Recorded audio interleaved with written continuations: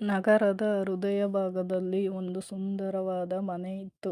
ಆ ಮನೆಯಲ್ಲಿತ್ತು ದೊಡ್ಡ ಕುಟುಂಬ. ಅಪ್ಪ ಶಂಕರ್, ಅಮ್ಮ ಸುಮಿತ್ರಾ, ಮಗ ಮಹೇಶ್, ಅವರ ಹೆಂಡತಿ ಸವಿತಾ, ಇಬ್ಬರು ಮಕ್ಕಳು ಅನ್ವಿ ಮತ್ತು ಆದಿತ್ಯ, ಜೊತೆಗೆ ಮನೆಯ ದೇವತೆ ಅನಿಸಿಕೊಳ್ಳುತ್ತಿದ್ದ ಅಜ್ಜಿ ಗಂಗಮ್ಮ. ಮನೆ ಆಧುನಿಕವಾಗಿದ್ದರೂ ಅದರೊಳಗಿನ ಶಬ್ದಗಳು, ಸಂಬಂಧಗಳು ಹಳೆಯ ಕಾಲದಂತೆ ಮುದ್ದಾಗಿದ್ದವು. ಬೆಳಗ್ಗೆ ಅಜ್ಜಿ ದೇವರ ಬಳಿ ಮಂತ್ರ ಜಪಿಸುತ್ತಿದ್ದಳು. ಅಮ್ಮ ಅಡಿಗೆ ಮನೆಯಲ್ಲಿ ಚಪಾತಿ ಬಾಡಿಸುತ್ತಿದ್ದಳು. ಮಕ್ಕಳು ಶಾಲೆಗೆ ಓಡಾಡುತ್ತಿದ್ದರು. ಮಹೇಶ್ ಆಫೀಸಿಗೆ ಸಿದ್ಧವಾಗುತ್ತಿದ್ದ. ಸವಿತಾ ಎಲ್ಲರಿಗೂ ಟಿಫನ್ ಪ್ಯಾಕ್ ಮಾಡುತ್ತಾ ಅಮ್ಮನಿಗೆ ಸಹಾಯ ಮಾಡುತ್ತಿದ್ದಳು. ಹೀಗೆ ಎಲ್ಲರೂ ತಮ್ಮ ತಮ್ಮ ಜವಾಬ್ದಾರಿಗಳಲ್ಲಿ ತೊಡಗಿಕೊಂಡಿದ್ದರು. ಮನೆಯ ಪ್ರತಿಯೊಬ್ಬರೂ ಒಬ್ಬರನ್ನೊಬ್ಬರು ಪ್ರೀತಿಸುತ್ತಿದ್ದರು. ಆದರೆ ದಿನನಿತ್ಯದ ವ್ಯವಸ್ಥೆಯಿಂದ ಒಟ್ಟಿಗೆ ಕುಳಿತು ಮಾತನಾಡುವ ಸಮಯ ಮಾತ್ರ ಸಿಗುತ್ತಿರಲಿಲ್ಲ. ಒಂದು ಸಂಜೆ ಸುಮಿತ್ರಾ ಅಮ್ಮ ಎಲ್ಲರನ್ನೂ ಹಾಲ್ನಲ್ಲಿ ಕುಳಿತುಕೊಳ್ಳುವಂತೆ ಕರೆದಳು. ಅವಳ ಕಣ್ಣಲ್ಲಿ ಒಂದು ತಾಯಿ ಮಾತ್ರ ಕಾಣಬಲ್ಲ ಚಿಂತೆ. ಮಕ್ಕಳೇ, ನಮ್ಮ ಮನೆ ತುಂಬ ಚೆನ್ನಾಗಿದೆ. ನಾವು ಎಲ್ಲರೂ ಒಟ್ಟಿಗೆ ಇರುತ್ತೇವೆ.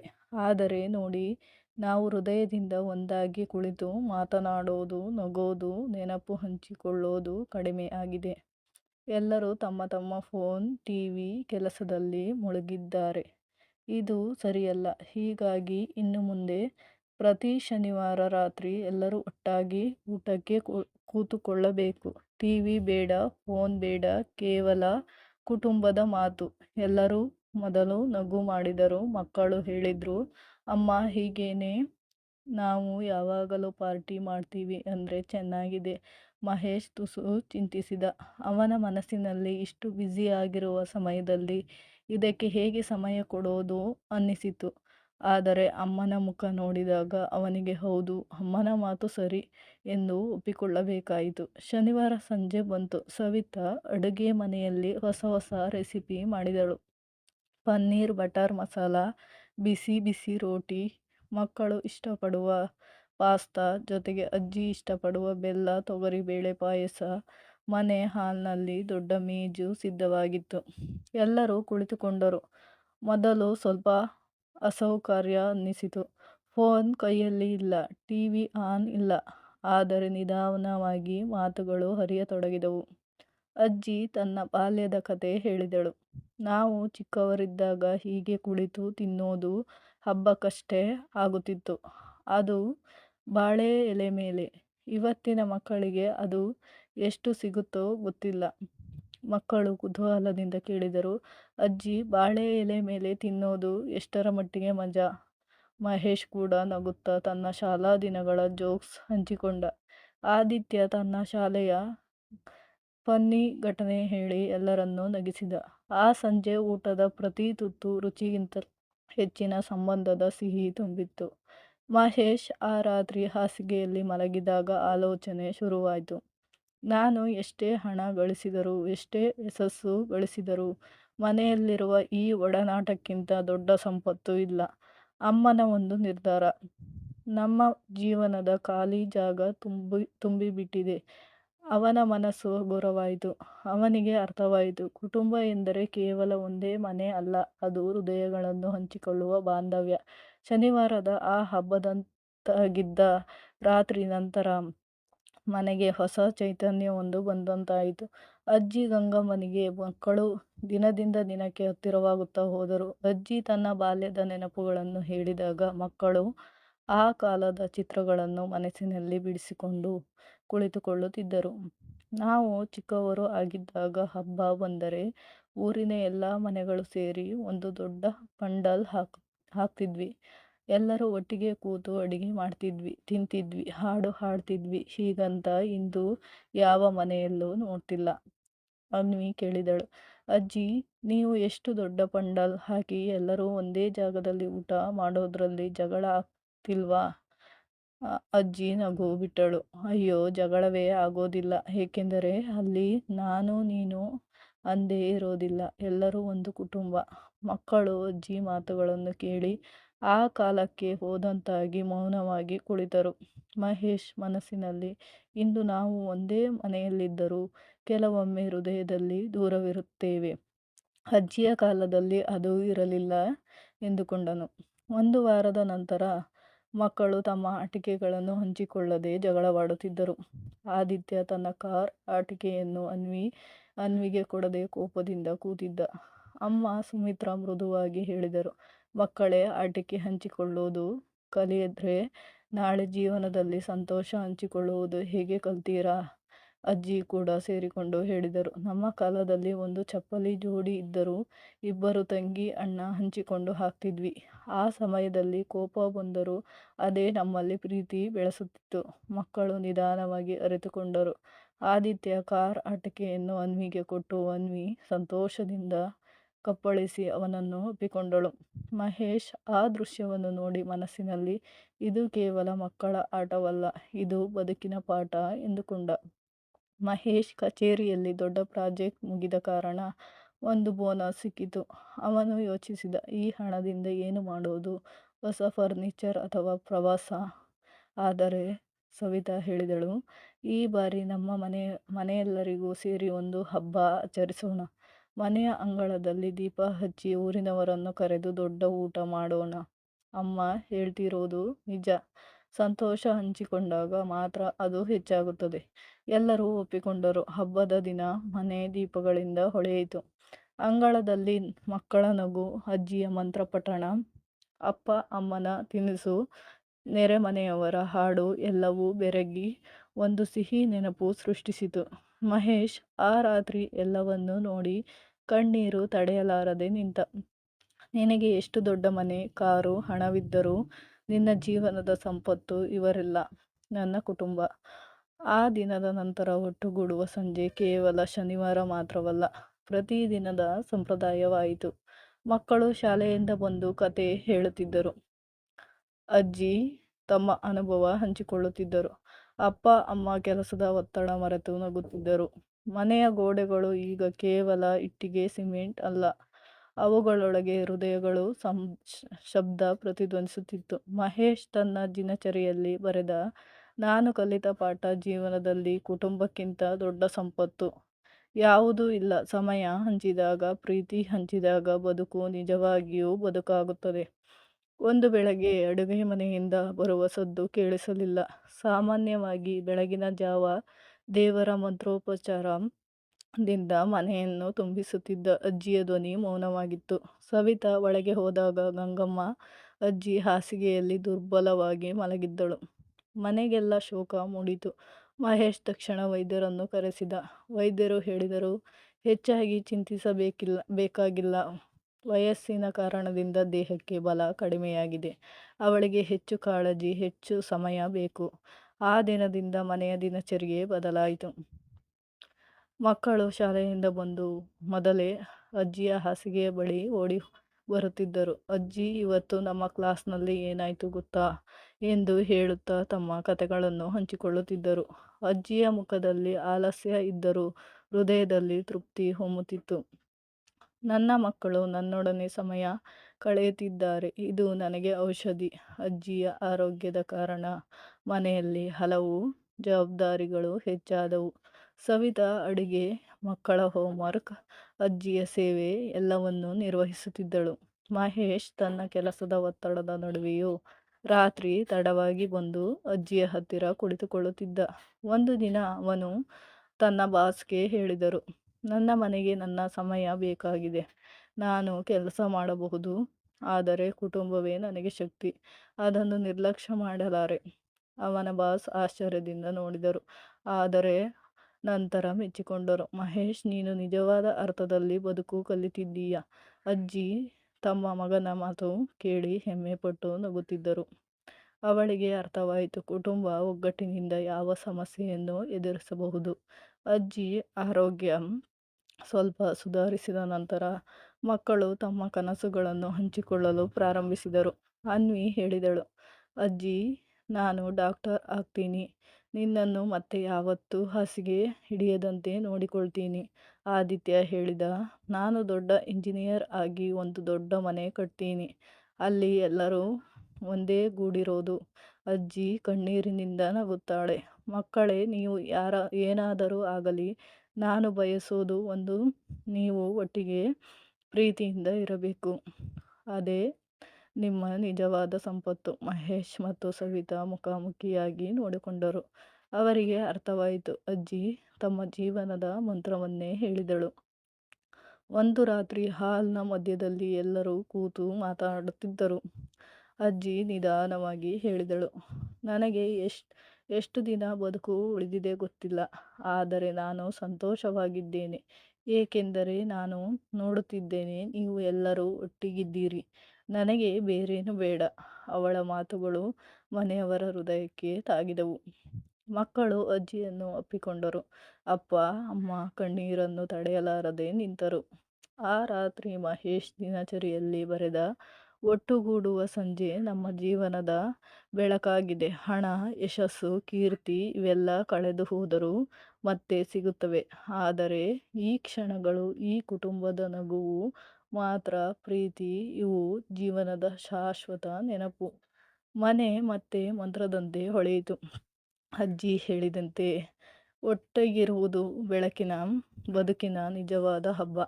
ಒಂದು ಶನಿವಾರ ಸಂಜೆ ಅಜ್ಜಿ ಹೇಳಿದರು, ಮಕ್ಕಳೇ, ಇಷ್ಟು ದಿನ ನಾವು ಮಾತಾಡ್ತಿದ್ದೇವೆ, ನಗುತ್ತಿದ್ದೇವೆ, ಆದರೆ ನಮ್ಮ ಮನಸ್ಸಿಗೆ ಬರುವುದು ಹಳೆಯ ನೆನಪು. ನಾವು ಹಳ್ಳಿಯಲ್ಲಿ ಇದ್ದಾಗ ಊರಿನಲ್ಲಿ ಪ್ರತಿ ವರ್ಷ ಒಟ್ಟುಗೂಡುವ ಉತ್ಸವ ಅಂದರೆ ಎಲ್ಲ ಮನೆಗಳು ಸೇರಿ ಹಬ್ಬ ಮಾಡ್ತಿದ್ದವು. ಯಾಕೆ ನಮ್ಮ ಮನೆಯಲ್ಲಿ ನಾವು ಹಾಗೊಂದು ಉತ್ಸವ ಮಾಡಬಾರದು? ಮಕ್ಕಳು ಹರ್ಷದಿಂದ ಕಿರುಚಿದರು. ಮಹೇಶ್ ಕೂಡ ಒಪ್ಪಿಕೊಂಡ. ಹೌದು ಅಜ್ಜಿ, ನಾವು ಒಂದು ದಿನ ನಿಜವಾದ ಹಬ್ಬವನ್ನೇ ಮಾಡೋಣ. ಎಲ್ಲರೂ ಸೇರಿ ಅಡುಗೆ, ಆಟ, ಹಾಡು, ನೃತ್ಯ ಒಂದೇ ಗೂಡಲಿ. ಆ ನಿರ್ಧಾರದಿಂದ ಮನೆಗೆಲ್ಲ ಉತ್ಸಾಹದ ಅಲೆ ಹರಡಿತು. ಅಪ್ಪ ಅಮ್ಮ, ಸವಿತಾ, ಮಕ್ಕಳು ಎಲ್ಲರೂ ತಮ್ಮ ತಮ್ಮ ಜವಾಬ್ದಾರಿಗಳನ್ನು ಹಿಡಿದರು. ಅಪ್ಪ ಹಣ್ಣು ತರಲು ಹೊರಟರು. ಸವಿತಾ ಪಾಯಸ ಮತ್ತು ಸಿಹಿ ತಯಾರು ಮಾಡಲು ಕೈ ಹಾಕಿದಳು. ಮಕ್ಕಳು ಹಾಲನ್ನು ಬಲೂನು ಮತ್ತು ಹೂಗಳಿಂದ ಅಲಂಕರಿಸಿದರು. ಅಜ್ಜಿ ನಿಧಾನವಾಗಿ ಹಾಡುತ್ತಾ, ಮಂತ್ರಗಳನ್ನು ಜಪಿಸುತ್ತಾ, ತಿರುಗಾಡುತ್ತಾ ಎಲ್ಲರಿಗೂ ಆಶೀರ್ವಾದ ಕೊಡುತ್ತಿದ್ದರು. ಅವಳ ಮುಖದಲ್ಲಿ ಒಂದು ಬೆಳಕು. ನನ್ನ ಮನೆ ಮತ್ತೆ ಹಬ್ಬದ ವಾತಾವರಣದಿಂದ ತುಂಬಿದೆ ಅನ್ನಿಸುವ ಕಿರಣ. ಉತ್ಸವದ ದಿನ ಮನೆಗೆ ಬಂದವರು ಎಲ್ಲರೂ ಆಶ್ಚರ್ಯಪಟ್ಟರು. ಮನೆಯ ಹಾಲ್ ಹೂವಿನ ಅಲಂಕಾರದಲ್ಲಿ ಹೊಳೆಯುತ್ತಿತ್ತು. ಅಡುಗೆ ಮನೆಯಿಂದ ಬರುವ ಸಿಹಿ ಸುವಾಸನೆ ಎಲ್ಲರ ಮನಸ್ಸನ್ನು ಆಕರ್ಷಿಸಿತು. ಮಕ್ಕಳು ಸಣ್ಣ ಸಣ್ಣ ನಾಟಕವನ್ನೇ ಮಾಡಿದರು. ಅವರು ಅಜ್ಜಿಯ ಬಾಲ್ಯದ ಕಥೆಯನ್ನೇ ಮೋಜಾಗಿ ನಟನೆ ಮಾಡಿದರು. ನೆರೆಮನೆಯವರು ಹಾಡು ಹಾಡಿದರು. ಅಪ್ಪ ಅಮ್ಮ ಮುದ್ದಾದ ಹಾಸ್ಯಗಳನ್ನು ಹಂಚಿಕೊಂಡರು. ಎಲ್ಲರ ಮಧ್ಯದಲ್ಲಿ ಅಜ್ಜಿ ಕುಳಿತಿದ್ದಳು. ಅವಳ ಕಣ್ಣು ತೇವಗೊಂಡಿದ್ದರೂ ಹೃದಯ ತುಂಬಿತ್ತು. ಇದನ್ನೇ ನಾನು ಬಯಸುತ್ತಿದ್ದೆ. ಒಟ್ಟಾಗಿ ನಗುವುದು, ಸಂತೋಷ ಹಂಚಿಕೊಳ್ಳುವುದು, ಇದೇ ಬದುಕಿನ ಉತ್ಸವ. ಮುಗಿದ ಮೇಲೆ ಮಹೇಶ್ ತನ್ನ ಮಕ್ಕಳನ್ನು ಹತ್ತಿರ ಕೂತುಕೊಂಡು ಹೇಳಿದರು, ಮಕ್ಕಳೇ, ಜೀವನದಲ್ಲಿ ಏನು ಗಳಿಸಿದರೂ ಈ ಕ್ಷಣಗಳನ್ನು ಮರೆಯಬಾರದು. ಹಣ, ಮನೆ, ಕೆಲಸ ಬದಲಾಗಬಹುದು, ಆದರೆ ನಾವು ಹೀಗೆ ಒಟ್ಟಾಗಿ ಕಳೆದ ಸಮಯ ನಮ್ಮಲ್ಲಿ ಶಾಶ್ವತವಾಗಿರುತ್ತದೆ. ಅವನ ಮಾತುಗಳು ಮಕ್ಕಳ ಹೃದಯದಲ್ಲಿ ಆಳವಾಗಿ ಬಿದ್ದವು. ಅನ್ವಿ ತಕ್ಷಣ ಹೇಳಿದಳು, ಅಪ್ಪ, ಮುಂದೆಯೂ ನಾವು ಹೀಗೆ ಉತ್ಸವ ಮಾಡೋಣ. ನಾವೆಲ್ಲ ಒಟ್ಟಿಗೆ ಇರೋದಕ್ಕೆ ಕಾರಣವಿಲ್ಲದ ದಿನವನ್ನು ಹಬ್ಬವನ್ನೇ ಮಾಡ್ತೇವೆ. ಅಜ್ಜಿ ನಗುತ್ತಾಳೆ.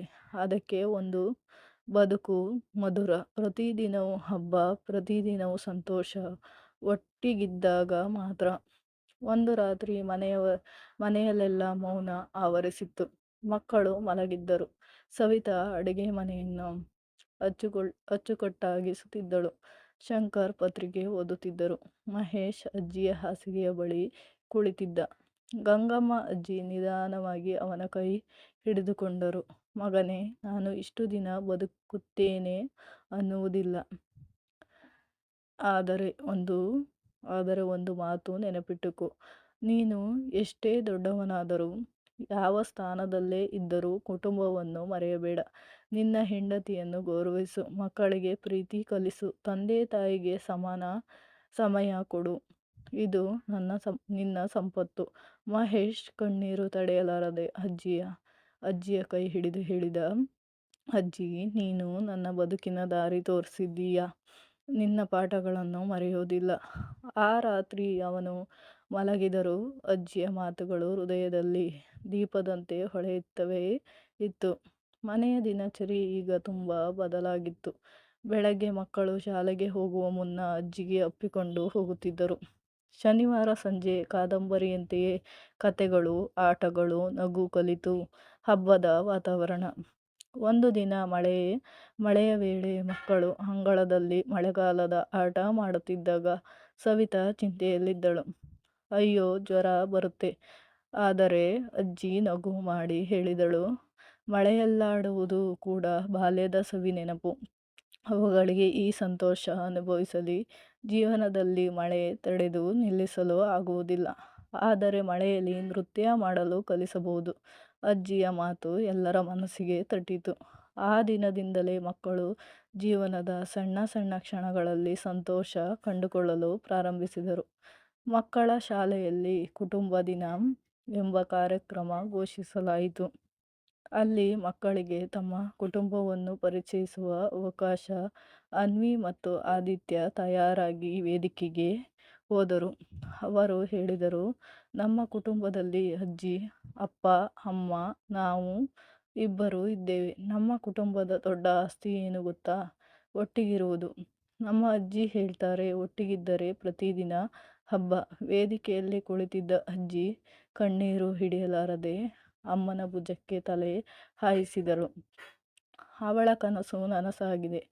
ಮಕ್ಕಳು ಕುಟುಂಬದ ಮೌಲ್ಯವನ್ನು ಕಲಿತುಕೊಂಡಿದ್ದಾರೆ. ಮಹೇಶ್ ಹೃದಯದಲ್ಲಿ ಹೆಮ್ಮೆ ತುಂಬಿಕೊಂಡವನು. ನಾನು ಗೆದ್ದಿದ್ದೇನೆ, ಹಣದಿಂದ ಅಲ್ಲ, ಪ್ರೀತಿಯಿಂದ. ಕೆಲವು ತಿಂಗಳ ನಂತರ ಅಜ್ಜಿ ಶಾಂತವಾಗಿ ದೇವರಲ್ಲಿ ನೆನಪಿನಲ್ಲಿ ಇಹಲೋಕ ತ್ಯಜಿಸಿದಳು. ಮನೆಯೆಲ್ಲ ಕಣ್ಣೀರಿನಲ್ಲಿ ಮುಳುಗಿತ್ತು. ಆದರೆ ಅವಳ ನೆನಪು, ಅವಳ ಮಾತುಗಳು, ಅವಳ ಬಿಟ್ಟು ಹೋದ ಪಾಠಗಳು ಎಲ್ಲರ ಮನದಲ್ಲಿ ಶಾಶ್ವತವಾಗಿದ್ದವು. ಮನೆಯ ಮಧ್ಯದಲ್ಲಿ ಮರಣದ 13ನೆಯ ದಿನದ ನಂತರ ಮಹೇಶ್ ಮನೆಯ ಮಧ್ಯದಲ್ಲಿ ಎಲ್ಲರನ್ನೂ ಸೇರಿಸಿ ಹೇಳಿದರು, ಅಜ್ಜಿ ಬಿಟ್ಟು ಹೋದ ಪಾಠ ನಮ್ಮ ಬದುಕಿನ ದಾರಿ. ಅವಳ ನೆನಪಿಗಾಗಿ ನಾವು ಪ್ರತಿ ವರ್ಷ ಒಟ್ಟುಗೂಡುವ ಸಂಜೆಯನ್ನು ದೊಡ್ಡ ಹಬ್ಬವನ್ನೇ ಆಚರಿಸೋಣ. ಮನೆಯೆಲ್ಲ ಒಪ್ಪಿಕೊಂಡರು. ಅಂದು ರಾತ್ರಿ ಮತ್ತೆ ದೀಪ ಬೆಳಗಿತು. ಅಡಿಗೆ ಮನೆಯ ಸುವಾಸನೆ ಹರಡಿತು. ನಗು, ಕತೆಗಳಿಂದ ಮನೆಯನ್ನು ತುಂಬಿತು. ಅಜ್ಜಿ ಇಲ್ಲದಿದ್ದರೂ ಅವಳ ಆತ್ಮ ಎಲ್ಲರ ಹೃದಯದಲ್ಲಿ ಹತ್ತಿರವಿತ್ತು. ಅವಳ ಮಾತು ಮಂತ್ರದಂತೆ ಹೊಳೆಯುತ್ತಿತ್ತು. ಕುಟುಂಬ ಎಂದರೆ ಒಟ್ಟಿಗಿರುವ ಹಬ್ಬ. ಕಾಲ ಬದಲಾಯಿತೇ ಹೊರತು ಮನೆಯ ಸಂಪ್ರದಾಯ ಬದಲಾಯಿಸಲಿಲ್ಲ. ಅನ್ವಿ ಈಗ ಹೈಸ್ಕೂಲ್ಗೆ ಹೋಗುತ್ತಿದ್ದಳು. ಅವಳ ಕನಸು ವೈದ್ಯೆಯಾಗುವುದು. ಪ್ರತಿದಿನ ಪುಸ್ತಕ ಹಿಡಿದು ಓದುತ್ತಿದ್ದಳು. ಆದಿತ್ಯಗೆ ತಂತ್ರಜ್ಞಾನ, ಕಂಪ್ಯೂಟರ್ಗಳ ಮೇಲೆ ಆಸಕ್ತಿ ಹೆಚ್ಚಾಗಿತ್ತು. ಅವನು ಸಣ್ಣ ರೋಬೋಟ್ಗಳನ್ನು ಮಾಡುತ್ತಿದ್ದ. ಪ್ರತಿ ಶನಿವಾರದ ಒಟ್ಟುಗೂಡುವ ಸಂಜೆ ಈಗ ಮಕ್ಕಳು ಸಾಧನೆಗಳನ್ನು ಹಂಚಿಕೊಳ್ಳುವ ವೇದಿಕೆಯಾಗಿತ್ತು. ಅನ್ವಿ ತನ್ನ ಶಾಲೆಯ ವಿಜ್ಞಾನ ಪ್ರದರ್ಶನದ ಅನುಭವ ಕೇಳುತ್ತಿದ್ದಳು. ಆದಿತ್ಯ ತನ್ನ ಹೊಸ ಪ್ರಯೋಗ ತೋರಿಸುತ್ತಿದ್ದ. ಮಹೇಶ್ ಮತ್ತು ಸವಿತಾ ಹೆಮ್ಮೆಯಿಂದ ನೋಡುತ್ತಿದ್ದರು. ನಮ್ಮ ಅಜ್ಜಿ ಇದ್ದಿದ್ದರೆ ಎಷ್ಟು ಸಂತೋಷ ಪಡುತ್ತಿರಬಹುದು ಎಂದು ಮಹೇಶ್ ಮನಸ್ಸಿನಲ್ಲಿ ಅಂದುಕೊಳ್ಳುತ್ತಿದ್ದ. ಒಂದು ದಿನ ಮಕ್ಕಳು ತಮ್ಮ ಅಪ್ಪನ ಹಳೆಯ ಆಲ್ಬಮ್ ತೆಗೆದುಕೊಂಡರು. ಅದರಲ್ಲಿದ್ದ ಅಜ್ಜಿಯ ಫೋಟೋ ನೋಡಿದಾಗ ಅವರ ಕಣ್ಣಲ್ಲಿ ಕಣ್ಣೀರು ತುಂಬಿತು. ಅನ್ವಿ ನಿಧಾನವಾಗಿ ಕೇಳಿದಳು, ಅಪ್ಪ, ಅಜ್ಜಿ ಯಾವಾಗಲೂ ನಗ್ತಾ ಇರ್ತಿದ್ದಾಳೆ. ಅವಳು ನಮ್ಮನ್ನು ನೋಡ್ತಿರೋದ್ರಂತೆ ಅನ್ನಿಸುತ್ತದೆ. ಮಹೇಶ್ ಮೃದುವಾಗಿ ಹೇಳಿದ, ಹೌದು ಮಗುವೇ, ಅವಳು ನಮ್ಮೊಳಗೆ ಇದ್ದಾಳೆ. ಅವಳ ಮಾತುಗಳು, ಅವಳ ಪ್ರೀತಿ ಇವೆಲ್ಲ ನಮ್ಮ ಬದುಕಿನ ಸೇತುವೆ. ನಾವು ಏನೇ ಮಾಡಿದರೂ ಅವಳು ನಮ್ಮನ್ನು ನೋಡ್ತಿದ್ದಾಳೆ. ಆ ದಿನದಿಂದ ಮಕ್ಕಳು ತಮ್ಮ ಪ್ರತಿಯೊಂದು ಸಾಧನೆಗೂ ಮೊದಲು ಅಜ್ಜಿಗೆ ಪ್ರಾರ್ಥನೆ ಮಾಡುತ್ತಿದ್ದರು. ಮಹೇಶ್ ಕಚೇರಿಯಿಂದ ದೊಡ್ಡ ಹೊಣೆಗಾರಿಕೆ ಪಡೆದ. ಕೆಲಸದ ಒತ್ತಡ ಹೆಚ್ಚಾಗುತ್ತಿದ್ದರೂ ಅವನು ಒಂದು ವಿಷಯವನ್ನು ಮರೆಯಲಿಲ್ಲ. ಶನಿವಾರ ಸಂಜೆ ಕುಟುಂಬದ ಸಮಯ. ಒಮ್ಮೆ ಅವನ ಬಾಸ್ ವಿದೇಶಿ ಮೀಟಿಂಗಿಗೆ ಕರೆಸಿದರು. ಮಹೇಶ್ ವಿನಮ್ರವಾಗಿ ಹೇಳಿದರು, ಕ್ಷಮಿಸಿ ಸರ್, ಆ ಸಮಯ ನನ್ನ ಕುಟುಂಬದ ಜೊತೆ ಕಳೆಯಬೇಕಾದದ್ದು. ಅದು ನನ್ನ ಜೀವನದ ನಿಯಮ. ಬಾಸ್ ನಕ್ಕರು. ಇಷ್ಟು ಪ್ರಾಮಾಣಿಕವಾಗಿ ಕುಟುಂಬಕ್ಕೆ ಸಮಯ ಕೊಡುವವರನ್ನು ನೋಡಿರಲಿಲ್ಲ. ನಿನ್ನಂತೆ ನಾವು ಕಲಿಯಬೇಕು. ಮನೆಗೆ ಬಂದು ಮಹೇಶ್ ಮಕ್ಕಳಿಗೆ ಈ ಘಟನೆ ಹೇಳಿದ. ಅವರು ಚಪ್ಪಾಳೆ ತಟ್ಟಿ ಕೂಗಿ ಹೇಳಿದರು, ಅಪ್ಪ, ನೀವೇ ನಮ್ಮ ಹೀರೋ.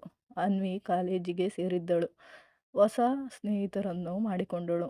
ಒಂದು ದಿನ ಮನೆಗೆ ಹೇಳಿದಳು, ಅಮ್ಮ, ನಾನು ವೈದ್ಯಕೀಯ ಕಾಲೇಜಿನಲ್ಲಿ ಸೇರುವ ಕನಸನ್ನು ನನಸಾಗಿಸಲು ಇನ್ನೂ ಹೆಚ್ಚು ಶ್ರಮಿಸಬೇಕಿದೆ. ಆದರೆ ನನಗೆ ನಂಬಿಕೆ ಇದೆ, ನೀವು ನನ್ನ ಜೊತೆಯಲ್ಲಿದ್ದೀರಲ್ಲ, ನಾನು ಏನಾದರೂ ಸಾಧಿಸುತ್ತೇನೆ. ಮನೆಯವರು ಆಕೆಗೆ ಹರಿದುಂಬನೆ ನೀಡಿದರು. ಆದಿತ್ಯ ಕೂಡ ತನ್ನ ಪ್ರಾಜೆಕ್ಟ್ಗಾಗಿ ಬಹುಮಾನ ಗೆದ್ದ. ಮನೆ ತುಂಬ ಹರ್ಷದಿಂದ ಕಂಗೊಳಿಸಿತು. ಆ ಸಂತೋಷದಿಂದ ಸವಿತಾ ಹೇಳಿದಳು, ನಮ್ಮ ಮಕ್ಕಳು ದೊಡ್ಡವರಾಗುತ್ತಿದ್ದಾರೆ, ಆದರೆ ನಮ್ಮ ಮನೆಗೆ ಬಂದು ತಮ್ಮ ಕನಸು, ತಮ್ಮ ಕಷ್ಟ, ತಮ್ಮ ಸಂತೋಷ ಹಂಚಿಕೊಳ್ಳುತ್ತಿರುವುದು ನನಗೆ ಅಜ್ಜಿಯ ನೆನಪು ಮಾಡಿಸುತ್ತೆ. ಒಂದು ಸಂಜೆ ಎಲ್ಲರೂ ಹಾಲ್ನಲ್ಲಿ ಕುಳಿತಿದ್ದರು. ಮಹೇಶ್ ತನ್ನ ಮಕ್ಕಳತ್ತ ನೋಡಿ ಹೇಳಿದರು, ಮಕ್ಕಳೇ, ಈ ಮನೆಗೆ ನಾವು ತಂದ ದೊಡ್ಡ ದೊಡ್ಡ ವಸ್ತುಗಳಿಗಿಂತ ಬೆಲೆ ಬಾಳುವುದೇನು ಗೊತ್ತಾ? ನಮ್ಮ ಒಟ್ಟುಗೂಡುವಿಕೆ. ಅಜ್ಜಿ ನಮಗೆ ಕಲಿಸಿದ ಪಾಠವೇ ಅದು. ನಾವು ಯಾವಾಗಲೂ ಈ ಸಂಪ್ರದಾಯ ಉಳಿಸಬೇಕು. ಅನ್ವಿ ಮತ್ತು ಆದಿತ್ಯ ಒಂದೇ ಧ್ವನಿಯಲ್ಲಿ ಹೇಳಿದರು, ಹೌದು ಅಪ್ಪ, ನಾವು ನಮ್ಮ ಮಕ್ಕಳಿಗೂ ಈ ಸಂಪ್ರದಾಯ ಕಲಿಸುತ್ತೇವೆ. ಒಟ್ಟುಗೂಡುವ ಸಂಜೆ ಯಾವತ್ತೂ ನಿಲ್ಲಬಾರದು. ಮನೆಯ ಗೋಡೆಗಳು ಮತ್ತೆ ನಗುವಿನಿಂದ ಪ್ರತಿಧ್ವನಿಸಿದವು. ಅಜ್ಜಿಯ ಮಾತುಗಳು ಹೃದಯದಲ್ಲಿ ಜೀವಂತವಾಗಿದ್ದವು. ಕುಟುಂಬ ಎಂದರೆ ಕೇವಲ ರಕ್ತದ ಸಂಬಂಧವಲ್ಲ, ಅದು ಪ್ರೀತಿ, ಸಮಯ, ಒಟ್ಟುಗೂಡುವಿಕೆ. ಅನ್ವಿ ವೈದ್ಯಕೀಯ ಓದಿನಲ್ಲಿ ಯಶಸ್ವಿಯಾಗಿ ಮುಂದುವರೆದಳು. ಕಾಲೇಜಿನಲ್ಲಿ ಒಳ್ಳೆಯ ಸ್ನೇಹಿತರನ್ನು ಮಾಡಿಕೊಂಡಳು. ಅವಳ ಜೀವನದಲ್ಲಿ ಹಿರಣ್ಮಯ ಎಂಬ ಒಬ್ಬ ಶ್ರೇಷ್ಠ ವಿದ್ಯಾರ್ಥಿ ಬಂದ. ಇಬ್ಬರು ಒಂದೇ ಕನಸು ಹಂಚಿಕೊಂಡರು, ಜನರಿಗೆ ಸೇವೆ ಮಾಡುವ ವೈದ್ಯರಾಗುವುದು. ಒಂದು ದಿನ ಅನ್ವಿ ಮನೆಯವರಿಗೆ ಧೈರ್ಯದಿಂದ ಹೇಳಿದಳು, ಅಪ್ಪ, ಅಮ್ಮ, ಹಿರಿಯಣ್ಣನ ಬಗ್ಗೆ ಹೇಳಬೇಕಿತ್ತು. ಅವನು ನನಗೆ ಕೇವಲ ಸ್ನೇಹಿತ ಅಲ್ಲ, ನನ್ನ ಬದುಕಿನ ಸಂಗಾತಿ. ಮಹೇಶ್ ಮತ್ತು ಸವಿತಾ ಕೆಲ ಕಾಲ ಮೌನವಾಗಿದ್ದರು. ನಂತರ ನಗುತ್ತಾ ಹೇಳಿದರು, ಮಗಳು, ನಿನ್ನ ಆಯ್ಕೆ ನಮ್ಮ ನಂಬಿಕೆಗೆ ತಕ್ಕದ್ದು. ನಾವು ನಿನ್ನ ಸಂತೋಷವನ್ನೇ ಬಯಸುತ್ತೇವೆ. ಮನೆಯೊಳಗೆ ಮದುವೆಯ ತಯಾರಿಗಳ ಹಬ್ಬ ಶುರುವಾಯಿತು. ಅಜ್ಜಿ ಆಶೀರ್ವಾದ ನೆನಪಿಗೆ ಬರುತ್ತಲೇ ಎಲ್ಲರ ಕಣ್ಣು ತೇವಗೊಂಡವು. ಅನ್ವಿಯ ಮದುವೆ ದಿನ ಮನೆಗೆ ಬಂದು ನೂರಾರು ಅತಿಥಿಗಳು, ಬಂಧು ಬಳಗ ಸೇರಿದರು. ಅದ್ಭುತವಾದ ಹಾರ, ಹೂವು, ಹಾಡು, ಹಬ್ಬಗಳಿಂದ ಮನೆ ಕಂಗೊಳಿಸುತ್ತಿತ್ತು. ಮದುವೆ ಮುಗಿದ ನಂತರ ಅತಿಥಿಗಳ ಮುಂದೆ ಮಹೇಶ್ ಭಾವನಾತ್ಮಕವಾಗಿ ಮಾತನಾಡಿದ. ಅಜ್ಜಿ ಕನಸೇ ನಮ್ಮೆಲ್ಲರ ಒಟ್ಟುಗೂಡುವಿಕೆ. ಇಂದು ನಮ್ಮ ಮಗಳು ಹೊಸ ಜೀವನಕ್ಕೆ ಕಾಲಿಡುತ್ತಿದ್ದಾಳೆ, ಆದರೆ ಈ ಮನೆಗೆ ಅವಳ ಹೃದಯ ಯಾವತ್ತೂ ಬಂದು ಸೇರುತ್ತದೆ. ಹಿರಿಯಣ್ಣನು ತಲೆಬಾಗುತ್ತಾ ಹೇಳಿದ, ನಿಮ್ಮ ಮನೆಯ ಮೌಲ್ಯಗಳನ್ನು ನಾನು ಗೌರವಿಸುತ್ತೇನೆ. ನಮ್ಮ ಕುಟುಂಬದ ಸಂಪ್ರದಾಯ ಒಟ್ಟುಗೂಡುವ ಸಂಜೆ ಯಾವತ್ತೂ ನಿಲ್ಲುವುದಿಲ್ಲ. ಮದುವೆಯ ಸಂತೋಷ ಕಡಿಮೆಯಾಗುತ್ತಿದ್ದಂತೆಯೇ ಆದಿತ್ಯ ತನ್ನ ಕನಸುಗಳನ್ನು ಬೆನ್ನಟ್ಟುತ್ತಿದ್ದ. ಅವನು ಇಂಜಿನಿಯರಿಂಗ್ ಓದಿ ವಿದೇಶಕ್ಕೆ ಹೋಗುವ ಅವಕಾಶ ಪಡೆದ. ಆದರೆ ಅವನ ಹೃದಯದಲ್ಲಿ ಒಂದು ಸಂಶಯ, ಅಪ್ಪ, ಅಮ್ಮ, ನಾನು ಹೊರಗೆ ಹೋದರೆ ನಮ್ಮ ಕುಟುಂಬದ ಸಂಪ್ರದಾಯ ತಪ್ಪುತ್ತಾ? ಸವಿತಾ ನಕ್ಕು ಹೇಳಿದಳು, ಮಗನೇ, ದೂರವು ಪ್ರೀತಿಯನ್ನು ಕಡಿಮೆ ಮಾಡಲ್ಲ. ನೀನು ಎಲ್ಲಿದ್ದರೂ ಶನಿವಾರ ಸಂಜೆ ನಾವು ವಿಡಿಯೋ ಕಾಲ್ನಲ್ಲಿ ಸೇರುತ್ತೇವೆ. ಅಜ್ಜಿಯ ಆಶೀರ್ವಾದ ನಮ್ಮನ್ನು ಒಂದೇ ದಾರಿಯಲ್ಲಿ ಕಟ್ಟಿಬಿಡುತ್ತದೆ. ಆದಿತ್ಯ ನೆಮ್ಮದಿಯಿಂದ ಒಪ್ಪಿಕೊಂಡ. ಅವನ ಕಣ್ಣಲ್ಲಿ ಹೊಸ ಕನಸುಗಳ ಹೊಳಪು ಕಾಣಿಸಿತು. ಕಾಲ ಹಾದು ಹೋಯಿತು. ಅನ್ವಿ ಮತ್ತು ಹಿರಣ್ಮಯ್ಯ ದಂಪತಿಗೆ ಒಂದು ಮಗು ಹುಟ್ಟಿತು. ಅಜ್ಜಿ ಹೆಸರೇ ಇಟ್ಟರು ಶಾಂತಮ್ಮ. ಮನೆಯಲ್ಲೇ ಮತ್ತೆ ಆ ಮುದ್ದಾದ ನಗು ತುಂಬಿತು. ಮಹೇಶ್ ಮೊಮ್ಮಗುವನ್ನು ತಬ್ಬಿಕೊಂಡು ಕಣ್ಣೀರಿನಿಂದ ಹೇಳಿದರು, ಅಮ್ಮ, ನೀನು ಮತ್ತೆ ನಮ್ಮ ಮನೆಗೆ ಬಂದಿದ್ದೀಯಲ್ಲ. ಶಾಂತಮ್ಮ ಬೆಳೆದಂತೆ ಅವಳಿಗೂ ಕುಟುಂಬದ ಮೌಲ್ಯ ಕಲಿಸಲಾಗುತ್ತಿತ್ತು. ಅವಳು ತನ್ನ ಚಿಕ್ಕ ವಯಸ್ಸಿನಲ್ಲೇ ಹೇಳುತ್ತಿದ್ದಳು, ಶನಿವಾರ ಸಂಜೆ ನಮ್ಮ ಮನೆ ತುಂಬ ಮಜಾ. ಎಲ್ಲರೂ ಒಟ್ಟಿಗೆ ಊಟ ಮಾಡ್ತಾರೆ, ನಗ್ತಾರೆ. ವರ್ಷಗಳ ನಂತರ ಮನೆ ದೊಡ್ಡದಾಯಿತು. ಮಕ್ಕಳು ದೊಡ್ಡವರಾದರು. ಹೊಸ ತಲೆಮಾರು ಬೆಳೆದಿತು. ಆದರೂ ಒಂದು ಸಂಗಾತಿ ಮಾತ್ರ ಬದಲಾಗಲಿಲ್ಲ. ಒಟ್ಟುಗೂಡುವ ಸಂಜೆ. ಮನೆ ಎಲ್ಲರೂ ಹಾಲ್ನಲ್ಲಿ ಕುಳಿತುಕೊಂಡು ಹಾಸ್ಯ, ನೆನಪು, ಕತೆ, ಹಾಡು ಹಂಚಿಕೊಳ್ಳುತ್ತಿದ್ದರು. ಮೊಮ್ಮಕ್ಕಳು ಅಜ್ಜಿಯ ಹಳೆಯ ಕತೆ ಕೇಳಿ ಕುತೂಹಲದಿಂದ ನಗುತ್ತಿದ್ದರು. ಮಹೇಶ್ ತನ್ನ ಮೊಮ್ಮಕ್ಕಳತ್ತ ನೋಡಿ ನಿಧಾನವಾಗಿ ಹೇಳಿದರು, ಮಕ್ಕಳೇ, ಮನೆಯ ಸೌಂದರ್ಯ ಗೃಹೋಪಕರಣಗಳಲ್ಲಿ ಅಲ್ಲ, ಹೃದಯಗಳ ಒಗ್ಗಟ್ಟಿನಲ್ಲಿ. ಈ ಸಂಪ್ರದಾಯವನ್ನು ನಿಮ್ಮ ಮಕ್ಕಳಿಗೂ ಕಲಿಸಬೇಕು. ಪ್ರೀತಿಯ ವೀಕ್ಷಕರೇ, ಹೀಗೆ ಒಂದು ತಲೆಮಾರಿನಿಂದ ಇನ್ನೊಂದು ತಲೆಮಾರಿಗೆ ಹರಿದು ಹೋದದ್ದು ಕೇವಲ ರಕ್ತವಲ್ಲ, ಪ್ರೇಮ, ಮೌಲ್ಯ, ಒಟ್ಟುಗೂಡುವಿಕೆಯ ಬೆಳಕಾಯಿತು.